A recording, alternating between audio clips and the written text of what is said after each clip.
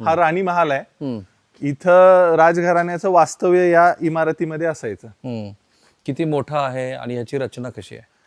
आता आपण जर पुढच्या बाजूला पाहिलं तर ह्याला चारी बाजूने जे स्ट्रक्चर्स होते ते पडलेले आहेत, पण हे जे मेन स्ट्रक्चर आहे या मेन स्ट्रक्चर मध्ये खालच्या बाजूला दिवाणखाना, त्याच्यानंतर आतमध्ये जे हा दिवाणखाना आहे, आतमध्ये जे आहे ते होळकर घराण्याचं देवघर ज्याला विष्णू पंचायतन आहे. मी तुम्हाला दाखवणार आहे ते, पण ही काय अप्रतिम रचना आहे बघा.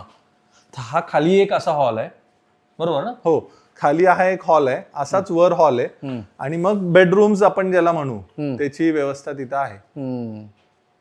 आणि साधारणपणे इथे राणीवसामध्ये किती खोल्या आहेत, कशा पद्धतीची त्यांची निवासाची व्यवस्था आहे? वरच्या बाजूला 4 रूम्स आहेत, खाली 4 रूम्स आहेत आणि 2 मोठे हॉल्स आहेत, प्लस त्याला कनेक्टिंग टॉयलेट एरिया सुद्धा आहेत. आता हे विष्णू पंचायतन मी तुम्हाला दाखवणार आहे. हो, त्याच्या आधी या दरवाजाची रचना बघा.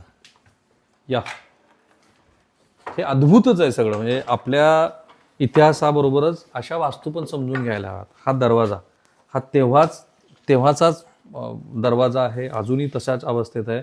आणि जर तुम्हाला देवदर्शन मुखदर्शन करायचं असेल तर मुखदर्शनाची व्यवस्था, आणि त्याचबरोबर हवा खेळती राहावी त्यासाठीची व्यवस्था. बाहेरचं वातावरण आणि मधल्या वातावरणामध्ये किमान 4 ते 5 डिग्री सेल्सिअसचा फरक असावा अशी ती व्यवस्था आहे. आणि हे असं अद्भुत विष्णू पंचायतन. मला सांगा भूषण सिंगजी, हे जर वैशिष्ट्य काय? विष्णू पंचायतन म्हणजे विष्णू भगवानांची जी मूर्ती आहे, विष्णू लक्ष्मी आणि त्यांच्याबरोबर इतर देवता 3, तर ही अशी विशेष रचना आहे. ह्याच्यामध्ये गरुडावर बसलेली विष्णू भगवानांची ती मूर्ती आहे. हा, आणि ही रचना अगदी क्वचित काहीच ठिकाणी आहे. हे जर तुम्ही स्ट्रक्चर पाहिलं तर हे संगमरवरी म्हणजे व्हाईट मार्बल मध्ये बनलेलं आहे.